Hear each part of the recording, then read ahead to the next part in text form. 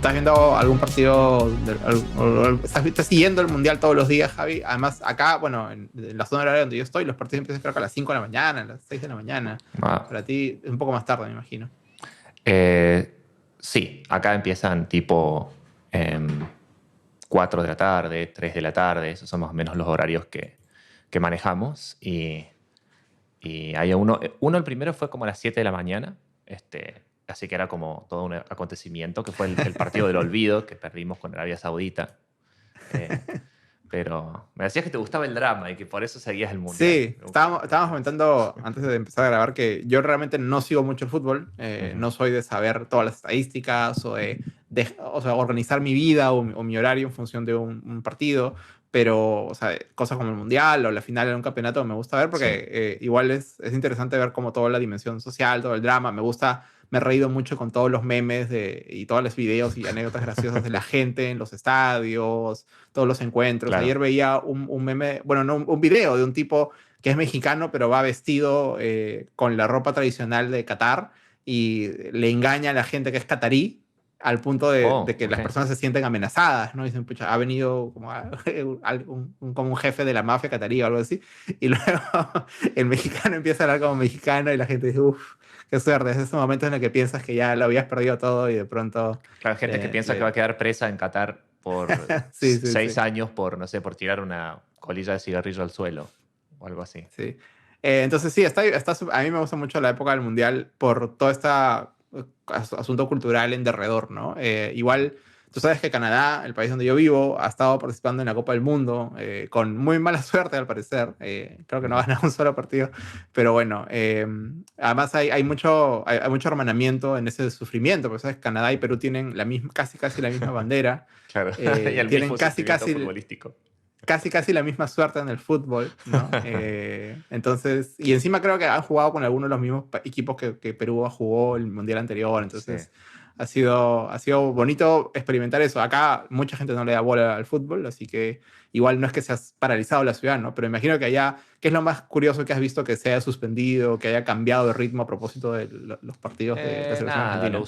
lo usual, que es las clases no suceden y la gente se enloquece y hay una necesidad tan grande de alegría en la Argentina hoy en día que ya es una cuestión de locura absoluta. Pero no es tanta la locura como la que fue en el Mundial de... ¿Cuándo fue que yo fui a Lima? Que estaban todos locos, pero dementes. Pero espérate, tú fuiste a Lima durante un mundial. Sí, o en la Ah, no víspera de un sabía eso, Mundial. pero Esto fue... eso tiene que haber sido el mundial anterior, entonces el mundial anterior que fue en Rusia, eso fue en el 2018. Debería ser el de Rusia, me parece. Que yo tengo una foto como con la copa, que estaba todo como decorado y toda la historia listo para volverse loco con el Mundial en Lima.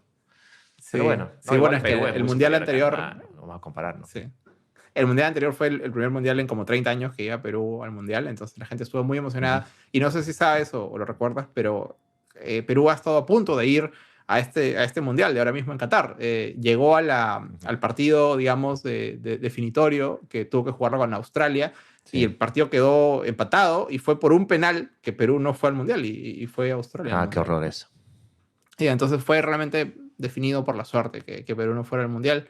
Ujú. Pero estoy seguro que mucha gente hubiera viajado de Perú a Qatar. Además que ya viajar de Perú a Rusia era toda una odisea intercontinental. No me imagino lo que será ir hasta Qatar. He estado leyendo muchos reportajes de gente que va y en Qatar han instalado como unos estadios, perdón, no solo han creado muchos estadios y ciudades a propósito de eso, sino que la infraestructura de alojamiento también es escasa. Sí. Entonces hay gente que ha pagado $200 la noche por dormir en un container, ¿no? En un container con eso de los Wow. barcos. Ajá. Eso es una locura, todo lo que se ha creado.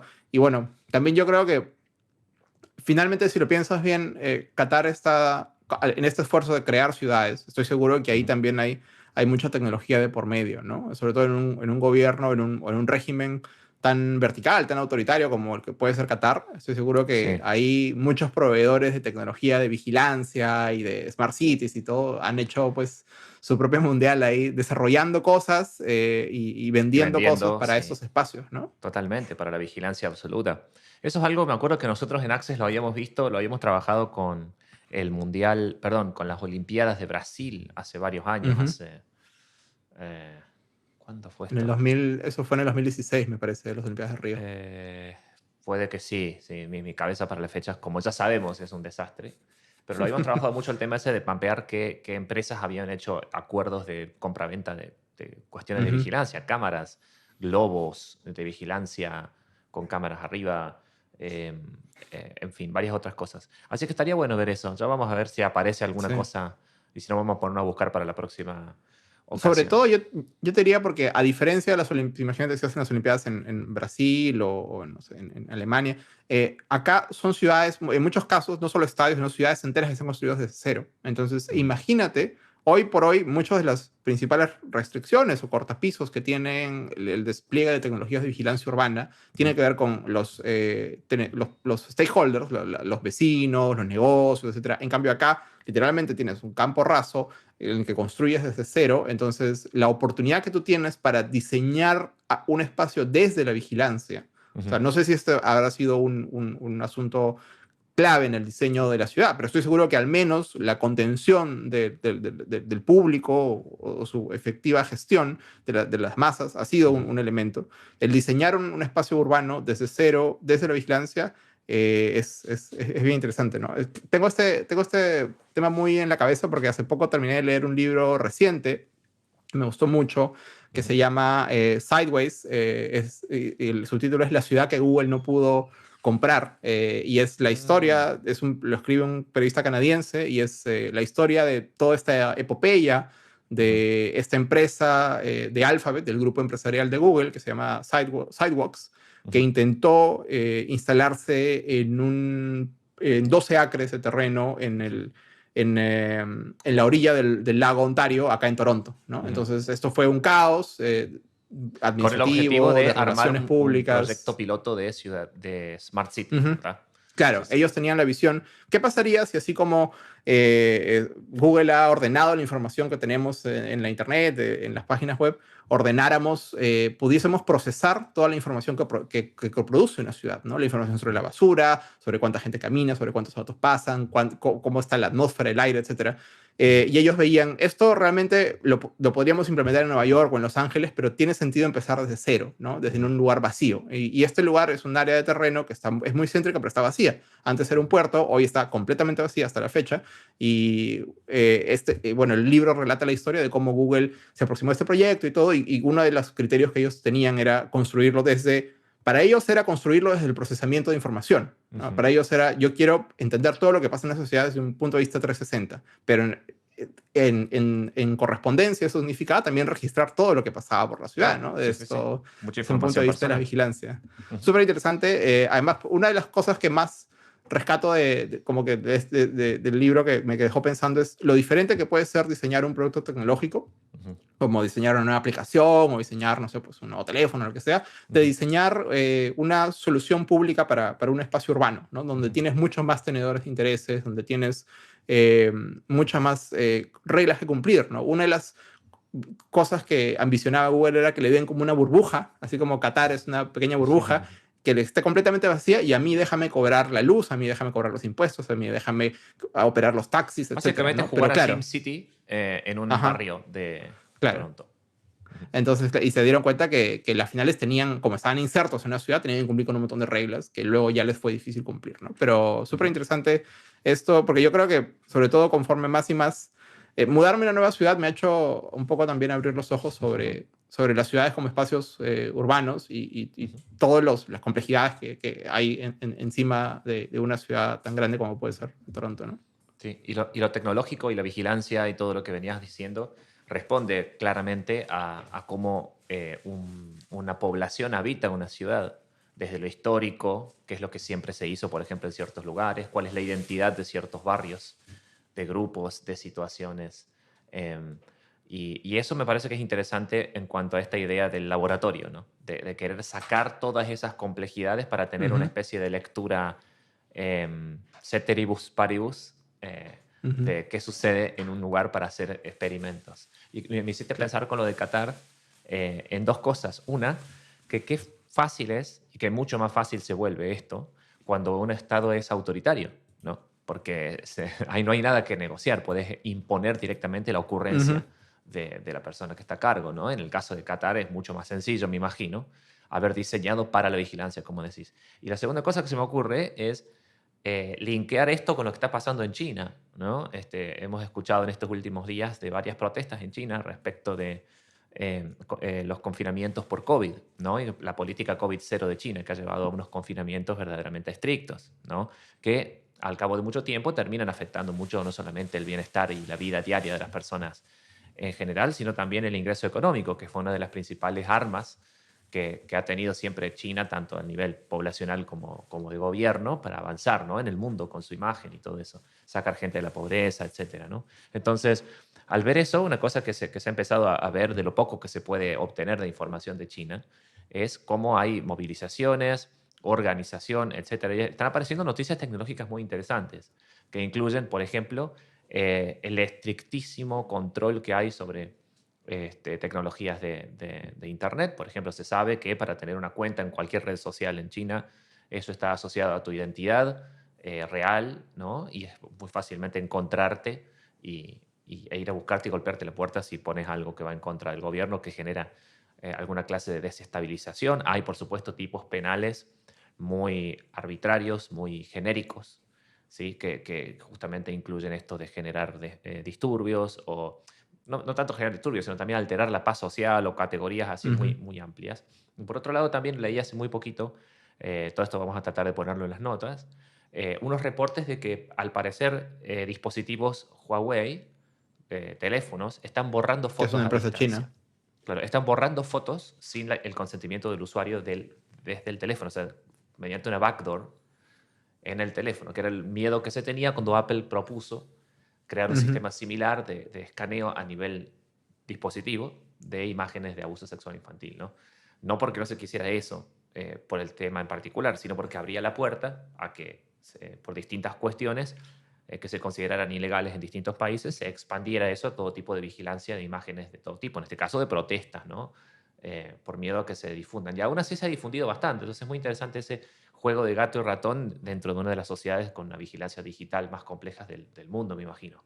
Pero ya voy a Y buscar un también poco de súper info. tecnologizada la ciudad y digamos, la cultura en general, ¿no? O sea, está muy Ujú. intermediada por la tecnología, pero al mismo tiempo a mí me sorprende muchísimo eso, ¿no? Cuando se leen noticias sobre lo que está pasando en China, es el grado de incertidumbre que tenemos fuera de China sobre qué tan representativo es lo que estamos viendo, ¿no? Claro, sí, sí. No tenemos mucha manera de saberlo, no tenemos mucha manera de auditar tecnologías apropiadamente, porque no todo lo que se exporta y nosotros accedemos que es de fabricación china o que tiene ingeniería china será lo mismo que ellos usan localmente, ¿no? Por ejemplo, el ejemplo más claro es TikTok y Douyin, que es la alternativa, o sea, el TikTok chino, que se llama Ujú. Es Douyin, la misma empresa. es la misma empresa, Uh, ByteDance, que tiene dos versiones de la aplicación, una para China y otra para Estados Unidos. Algún paracaidista que tiene problemas para entender algunas cosas en la vida, como Tristan Harris, dicen que usan este ejemplo de manera positiva, diciendo que la versión china de TikTok tiene controles para que los niños estén menos tiempo en pantalla, para que el contenido no sea contenido negativo y que sea siempre positivo y así.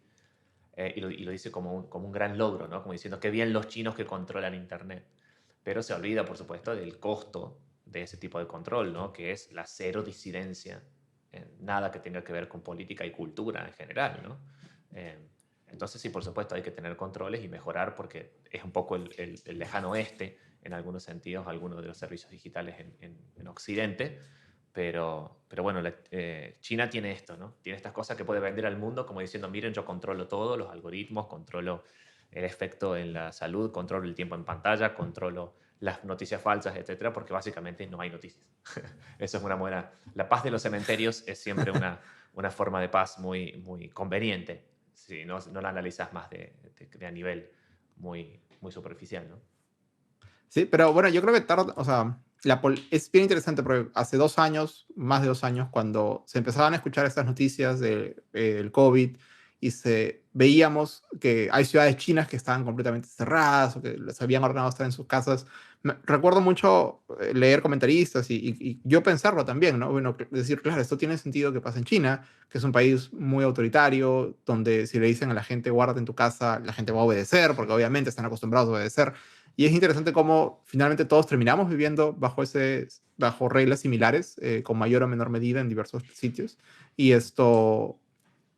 Y China, que donde se originó el virus, durante todos esos años que nosotros estuvimos jalándonos los pelos, pensando qué pasará con el futuro de nuestros países, China lo pasó relativamente tranquilo, ¿no? Yo me acuerdo de videos en julio o agosto del 2020 de los chinos ya en un estadio, todos cantando, etcétera. Y claro, ahora parece que esas medidas solo han podido ser sostenidas durante cierto tiempo, las medidas de control epidemiológico, ¿no? Y ahora lo que tienen son rebrotes, fruto de la poca exposición que ha tenido su población al virus, ¿no? Con lo cual están menos inmunizados que el resto del mundo, y al parecer que están un poco hartos ya, al menos algunos sectores de la población, algunas demográficas, un poco hartos de estas restricciones, ¿no? Va a ser interesante ver hasta qué punto el gobierno puede aguantar esto. Lo cierto es que creo que cada 1 o 2 años tenemos una nueva revuelta china, de diversos lados, entonces, y es muy difícil entender hasta qué punto es efectiva o hace algún cambio, ¿no? Claro. Pero bueno. Y todo eso en el contexto de especulaciones políticas que hubo en el último congreso del Partido Comunista, en donde lo sacan al ex primer ministro, me parece que es, o uno de los expresidentes, no sé si era Hu Jintao o estoy mal con los nombres, pero un señor que está muy viejo y lo escoltan, lo llevan como de una manera muy teatral, haciendo una especie de cambio generacional ahí en vivo y en directo. De cambio generacional, pero que igual el presidente se ha mantenido, ¿no? O sea, Xi Jinping creo que va en su tercer término en China, pero claro, efectivamente sus asesores y su consejo más cercano hoy son todos de menores a él y como que vinieron con él, ¿no? Entonces, claro, y está la regla ahí también, se siente creo que la regla una hegemonía bien dura. ¿De cuánto era la regla de la jubilación que tienen obligatoria? Creo que de 60, 65. A esa edad ya es el límite para un funcionario público, tiene que irse, ¿no? Pero bueno, veremos. Bueno, Miguel, al final a todo esto nunca hicimos la apertura de este podcast, porque bueno, así somos muy... Esa es la fiebre del mundial. Exactamente, es la fiebre del mundial. Para quienes Pero no bueno, saben... bienvenidas y bienvenidos a Control de Cambios, un podcast sobre las partes públicas de Internet. Yo soy Miguel Murachimo y del otro lado está Javier Palero. Exactamente. Que igual seguramente ya saben, si llegaron hasta aquí es porque saben quiénes somos y saben qué estamos haciendo. Para quienes nos están solamente escuchando en nuestro clásico formato podcast, también tenemos el formato YouTube de este programa, en donde hacemos una especie de videollamada y nos vemos las caras con Miguel. Así que quienes quieran pueden ver eso también, y si no, lo siguen escuchando con nuestro clásico formato podcast. Ya pronto haremos merchandising, gira mundial. Experiencias de realidad virtual. Eso estaría muy bueno.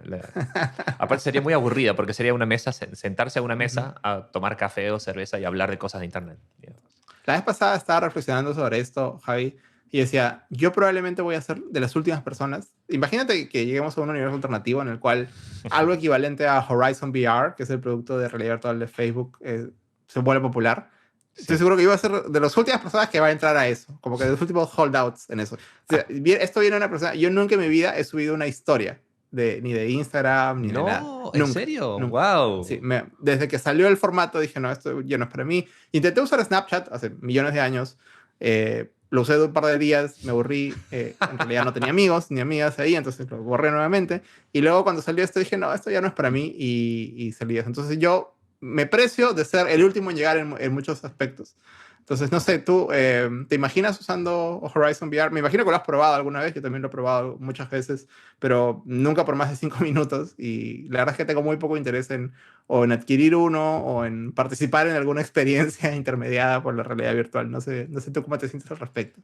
A mí me sigue pareciendo aburrido e insuficiente, ¿no? Como que no tiene mucho sentido.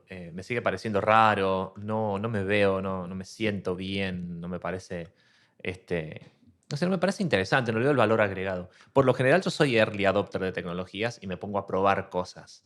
Me pongo a probar apenas salen y por ahí las uso. Ahora con TikTok, de hecho, estoy subiendo clips de esto a TikTok.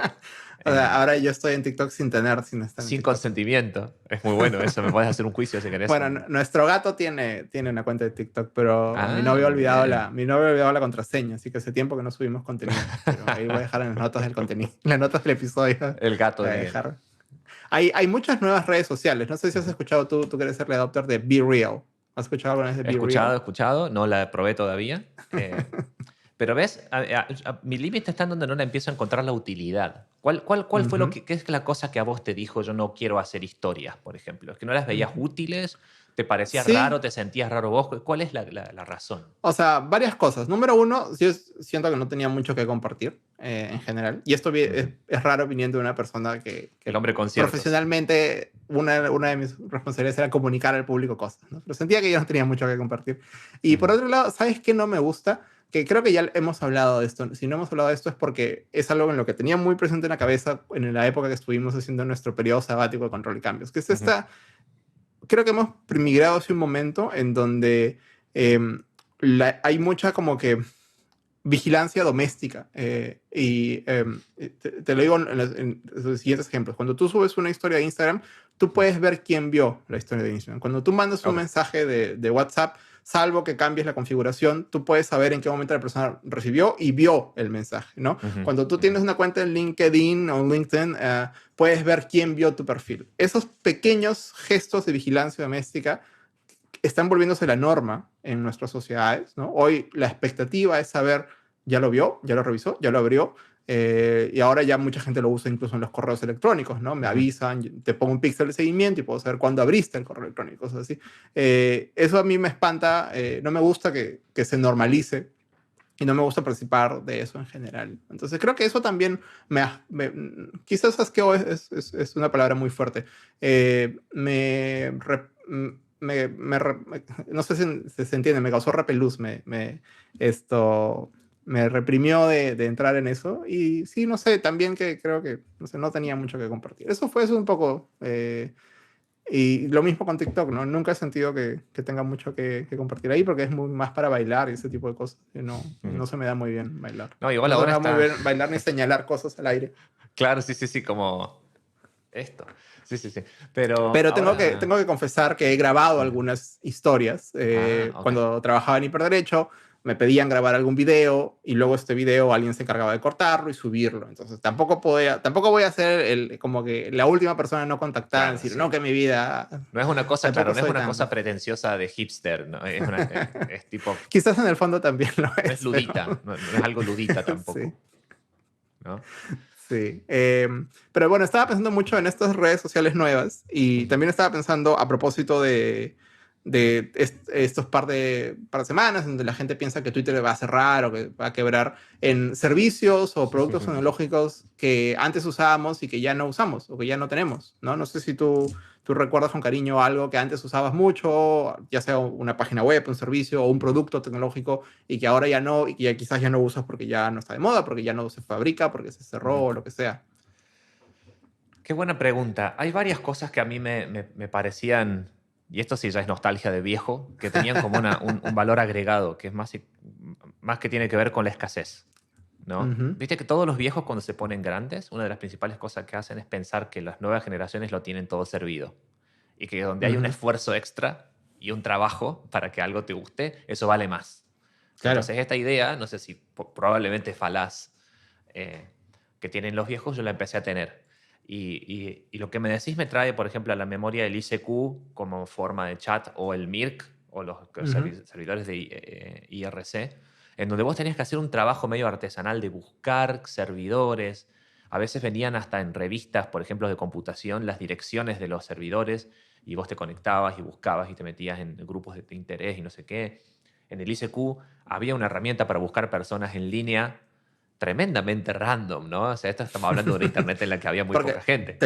tenías que buscarlos por nick o en el ICQ podías poner Por tu número. nombre completo. Ok, por número. Sí, pero también había una herramienta de búsqueda que te buscaba usuarios en línea con ciertas características de información que ponían. Era como un directorio abierto, entonces era como básicamente marcar un número al azar. Eh, entonces tenías o el azar total y el universo y tirarte al mar sin Claro. salvavidas o saber exactamente al lugar en donde ibas. No, no había un término medio, no había descubrimiento curado por intereses o por personas que seguís o ninguna clase de cosa algorítmica que ahora tenemos. Entonces, en ese sentido, eso también me hiciste pensar mucho en objetos El Tamagotchi, por ejemplo, que acá encontré un videito del Tamagotchi. Que ha vuelto. Yo he escuchado de gente que tiene Tamagotchis hoy en el año 2021, 2022. Yo creo que Pero, si tú ¿el quisieras, bichito Javi, podrías físico o conseguir una un... app? ¿O No, es no, una app? no, eso. Ajá. Sí, este El, el, bichito. el- sí, sí, sí. Que para los El niños que nos juguetito. siguen, Yo nunca eh, tuve Tamagotchi. ¿Tú tuviste Tamagotchi? sí, una cosa hermosa, se me morían, obvio. Pero no puedo ni tener una planta, imagínate. Pero esto era básicamente una mascota virtual de niños. Muy limitada, ¿no? Fíjense Sí. lo que era el poder de computación de esa cosa. Pero era básicamente una mascota virtual donde vos le dabas de comer, no sé qué. Ahí está, ¿ves, bichito? Pero se alimentaba o sea, creo, me parece, no sé si estoy Ujú, en lo correcto, pero una de las cosas que tenías que hacer era como llevarlo contigo, porque quizás tenía como un acelerómetro o algo, entonces ujú, conforme avanzabas le ibas dando cuerda o algo así, de tal manera que, claro, replicaba la idea de que tú tienes que poner esfuerzo para que algo esté vivo, ¿no? ujú. Entonces, ya sea que tenías que presionar un botón o tenías que dar cierta cantidad de pasos al día para que la mascota virtual continúe contenta, ¿no? Claro. Y eso es, digamos, era muy lindo, muy interesante porque era lo más parecido a la realidad virtual que teníamos, que era como algo físico que se conectaba Ajá. con el mundo virtual, ¿no? Los primeros celulares también, ¿no? Y Y además, claro, era una particularmente, forma de sí. tecnología personal, ¿no? Que es algo que, piensa, la época del Tamagotchi era una época en la que casi toda la tecnología era compartida. La computadora era la computadora de la casa. El televisor era el televisor de la casa, ¿no?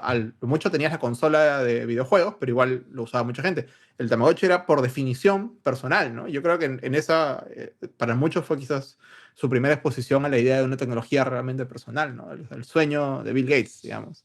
Pero sí, yo nunca tuve. Siempre quise tener, pero creo que en la ciudad en la que vivía no vendían. No sé, no era, creo que era una época rara en Perú, entonces no era muy accesible.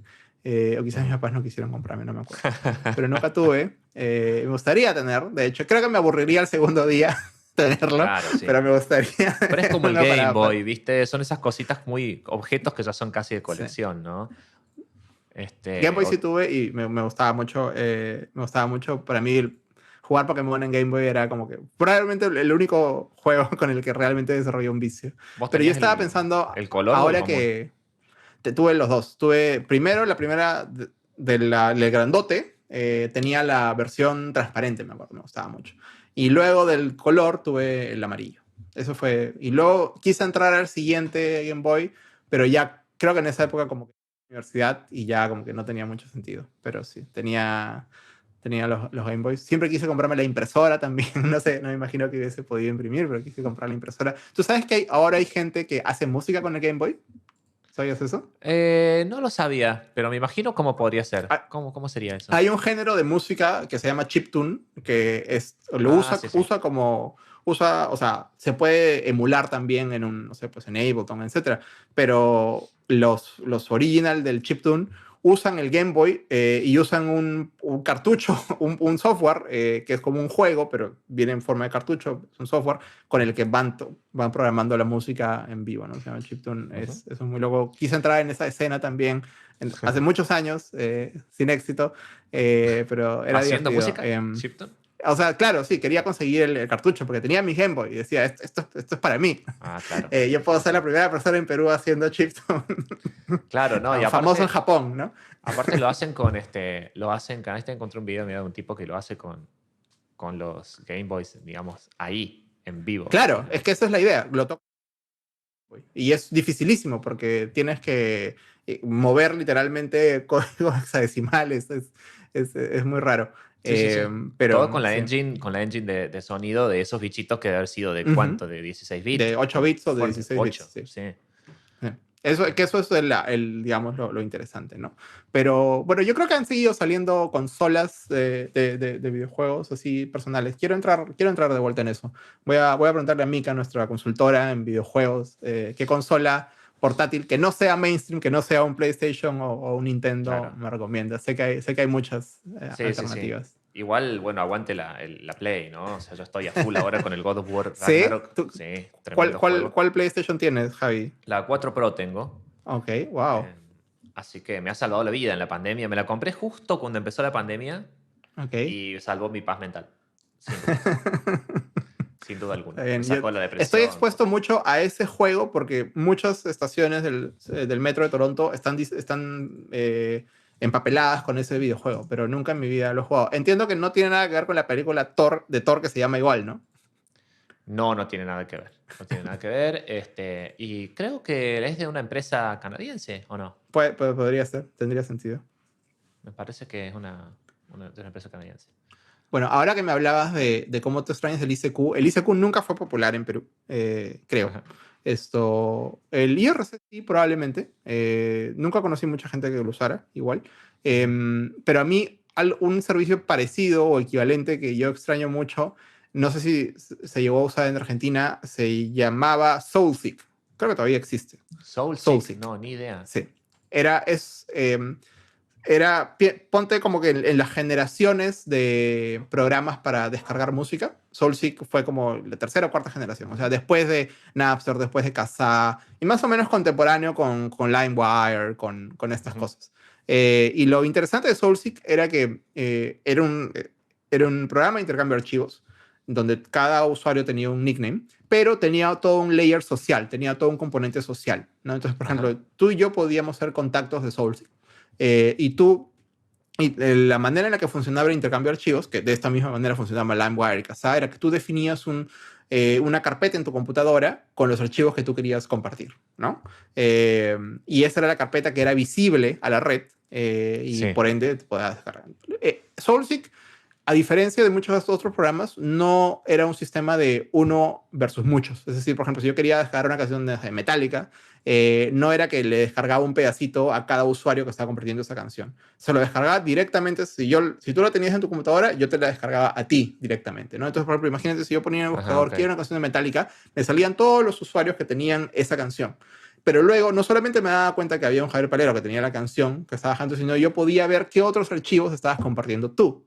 Y eso era lo Ah, realmente interesante, que te dejaba de una u otra manera curar una carpeta con una colección de wow. música o de contenidos que tú querías compartir, ¿no? Entonces eso era bonito porque ibas conociendo gente a través de lo que compartían, ¿no? Entonces me acuerdo muchas bandas que yo descubrí en esa época, las descubrí porque llegué a este usuario por otra persona o por otro contenido y vi que otras cosas estaban compartiendo y muchos incluso se dedicaban a ordenar sus carpetas de tal manera como que si nunca has escuchado esto, escúchalo primero, luego esto. Había todo un componente bien interesante de curación de contenidos y también habían muchas salas de chat.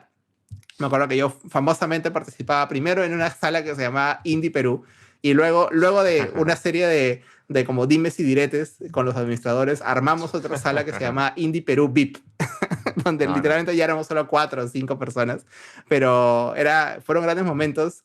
Hice muchos amigos que no conocía de nada, los conocía a través de Soulseek, que vivían en mi ciudad y les gustaba la misma música. Incluso hicimos con unos amigos que conocí ahí, hicimos una banda de música, era muy loco, realmente una genuina conexión social que hubiese sido imposible sin esa tecnología, ¿no? Y sin conocernos desde esta forma tan nerd que es filtrada a través de lo que nos gusta, ¿no? Y varios de ellos todavía estoy en Ujú. contacto con ellos, y ahora por Twitter, por otras redes sociales, y claro, cuando pensamos en cómo nos conocimos, siempre llegamos a ese punto, nos conocimos por Soulseek. Soulseek todavía existe, todavía hay gente que lo usa, es profundamente lento porque se lo estás descargando a otra persona en su computadora, y por Sí. ejemplo, si esa persona te quedaste 50% de la canción o del contenido y esa persona nunca más prende su computadora, te hace quedar a 50% siempre, ¿no? Esto Porque es una especie tenía de esas P2P, pero particularidades. no federado. Es como Claro, P2P conectado con una persona y ya.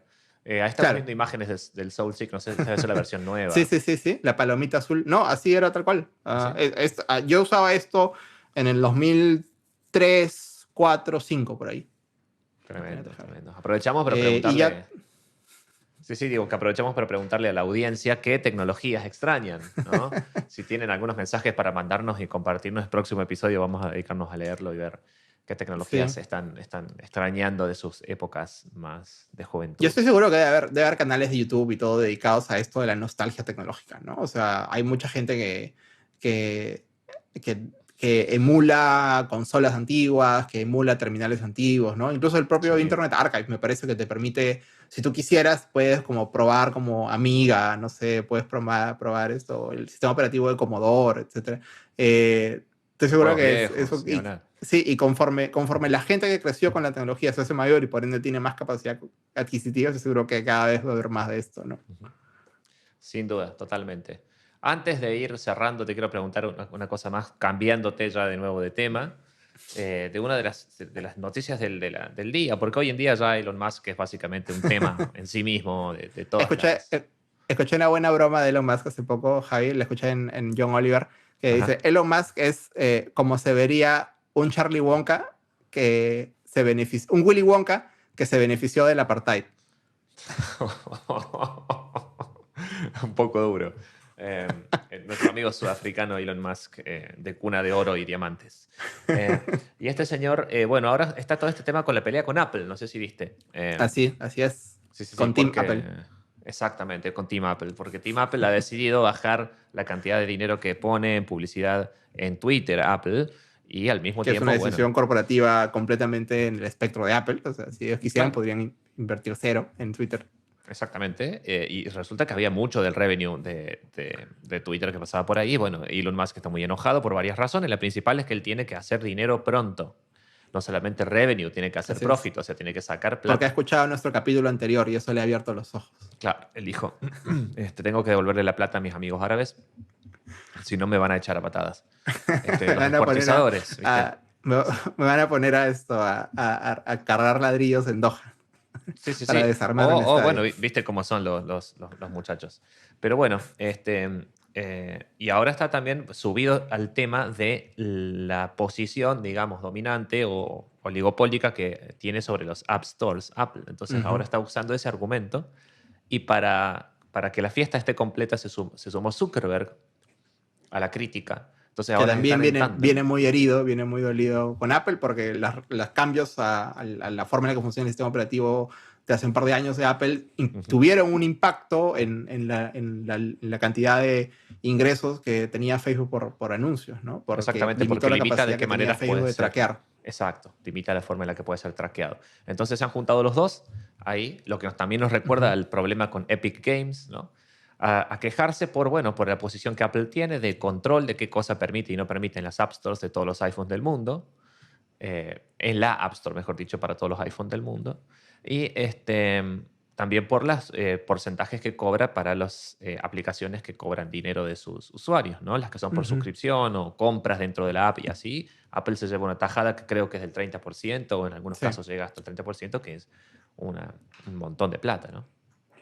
Sí, que bueno, es interesante porque acá tú te das cuenta hasta qué punto estos tipos no creen en nadie, ¿no? Porque claro, si tú les preguntas a ellos por intervención del Estado en la economía y por libre competencia y todo, te van a decir que no hay ningún problema, pero cuando se trata de beneficiar su propio negocio o cuando se trata de ganar algo, Mm. ahí sí te dicen, no, que venga por favor, señorita Que Ocasio regulen Cortés, esto. este es su sitio, por Claro. favor. Esto, Justo mira quién, no, sí. no sé.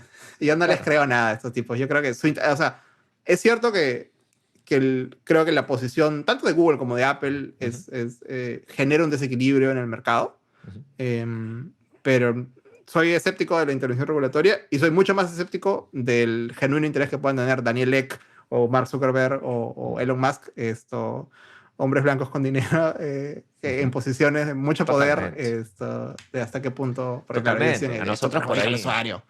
claro, a nosotros por ahí nos interesa desde el sentido medio de posición liberal clásica de derechos digitales, de que mientras más opciones de conexión tengas, mejor. Ujú. Que yo creo que hay que revisarla también, ¿no? Hay que ponerse a pensar. Hoy en día tenés necesidades, por ejemplo, de curación de contenidos a escala, que yo no sé si el sistema superfederado el acceso interoperable total de App Stores infinitas te permitiría tener un nivel Claro. de, de control de información adecuado, ¿no? Porque es una necesidad del control de la información también en cuanto a lo ilegal. Este, O la mera compatibilidad, ¿no? O sea, es Ujú, cierto, o sea, hay mucho si quisiéramos entrar en esto, pero es cierto que Apple no se lleva ese 30% gratis, ¿no? O sea, hay mucho que hace Apple en el camino. entre ellos procesar el pago, por ejemplo, ¿no? Hacer servicio al cliente, ¿no? Si alguien quiere pedir un reembolso, lo que sea, hay un empleado de Apple que se encarga de procesar eso. Desde la distribución de contenidos, desde la verificación del quality assurance de que la aplicación que estás instalando no destruya tu teléfono, no lo convierta en un ladrillo, lo que sea. Hay mucho que se hace, ¿no? Creo que el punto el punto de negociación es que deberían haber más alternativas, cosa que ese precio, esa comisión sea más competitiva. Y lo cierto es que en los últimos años ha ido bajando, ¿no? Y también hay muchas empresas tan grandes que han decidido salirse de ese esquema, ¿no? O sea, Amazon, por ejemplo, tiene una tienda de libros electrónicos, tiene una aplicación en el App Store para leer libros electrónicos, solo te permite leerlos a través de la aplicación, no te permite comprarlos. Si tú quieres comprarlos, tienes que ir a la página de Amazon.com. Es una decisión que ellos han tomado por no pagar esa comisión, que tendrían que pagarlo, y está bien, o sea... No, o Y sea, que lo puede hacer porque es Amazon también, ¿no? Claro. Ajá. Ahí hay un equilibrio de mercado. Exactamente, hay una lucha de gigantes. Y eso es donde, bueno, hay varios proyectos de ley que se están discutiendo en Estados Unidos respecto de competencia, mercados digitales. También están, bueno, las ya multas, abultadas multas que han existido ya en la Unión Europea, en distintos lugares, y también, por supuesto, legislación al respecto, como la Digital Markets Act, que en algún día estaría bueno ver, invitar gente que nos ayude a conversar y a comprender algunos de estos temas. Sí, pero de hecho yo creo que, o sea, todo este esfuerzo regulatorio por mirar el poder de las plataformas y por intervenirlo de alguna manera es algo que venía con mucha fuerza en los últimos años y que creo que parte de la industria está aprovechando el mercado hacia abajo, ¿no? La crisis, la inflación, incluso como que lo que la gente llama como que los recortes de presupuestos en las empresas tecnológicas para vender la idea de que están en quiebra, de que están en crisis. Pero una empresa como Facebook, por ejemplo, puede haber despedido a miles de empleados, pero sigue siendo un manantial de cash todos los meses, ¿no? O sea, es una empresa con muchísimo, muchísimo poder, muchísimas reservas, igual Apple, ¿no? Entonces yo creo que tampoco hay que verles el lado, no se trata de pegarles cuando están abajo, ¿no? O sea, genuinamente siguen siendo excelentes negocios, ¿no? Y eso se acredita de muchas maneras. Sí. Y de nuevo, como decíamos, la lucha de gente de dinero en la cual nosotros estamos como espectadores viendo cómo pasa así al frente de esto, ¿no? Bueno, estamos en un momento muy, muy indicado para ir dándole cierre al episodio de hoy. Episodios cortos, un poco más directos, con mucha información y muchas anécdotas. ¿Alguna recomendación cultural, algún comentario del Creo que voy a seguir involuntariamente he estado solo recomendando series, pero dado que lo he venido haciendo, voy a seguir haciéndolo. Últimamente hay mucha ficción que se está haciendo sobre fundadores, sobre fundadoras de empresas, etcétera. La semana pasada, o el episodio anterior, les recomendé la serie de Netflix, perdón, de Spotify. Y ahora les quiero recomendar la de Theranos. La serie se llama The Dropout. Está en Disney y está protagonizada por... ¿cómo se llama la chica de Clueless? Se me olvida. Amanda Seyfried, que ella hace de Elizabeth Holmes, como no sé si recordarán. Theranos era una empresa que intentó revolucionar el mercado de análisis de laboratorio de muestras de sangre, ¿no? En lugar de sacarte todo un vial de sangre, prometían a las personas hacerle una gran cantidad de análisis a través de solamente una gota o unas cuantas gotas de sangre. Y bueno, esto está inspirado en la vida real. La serie es una ficcionalización.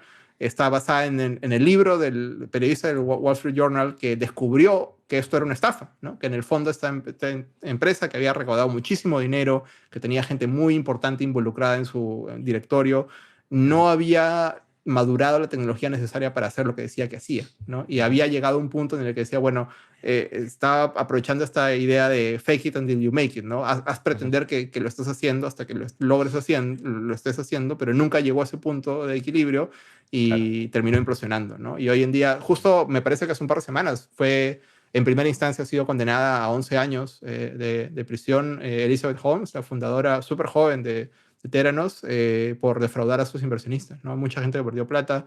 Y también un cuento precautorio, ¿no? Un cautionary tale sobre cómo a veces lo que parece demasiado bueno realmente no es verdad, ¿no? Todo el mundo quería creer que esto funcionaba porque parecía una leyenda de cuento de hadas, ¿no? Una chica muy joven, muy inteligente, muy segura de sí misma, revolucionando un área que necesita mucha inversión y mucha revolución, como es la atención para pacientes en ambulatoria. Pero bueno, era una mentira. Entonces está muy buena la serie, está muy bien lograda y creo que es una de las que más me ha gustado de estas últimas series de fundadores de tecnología, ¿no? Ella Intenté actúa ver la de también. WeWork y no me gustó mucho. Ah, ok. Y ella también actúa increíble, ¿no? Sí, Inclusive empieza a imitar esa cosa la que hacía voz. Elizabeth Holmes, Ujú. ¿no? De poner la voz Sí, como sí, más sí. grave, porque había leído Sí, sí, sí. que los líderes tienen voces más graves. De hecho, cuando se empieza a vestir como Steve Jobs, es toda una cosa muy bizarra, ¿no? Sí.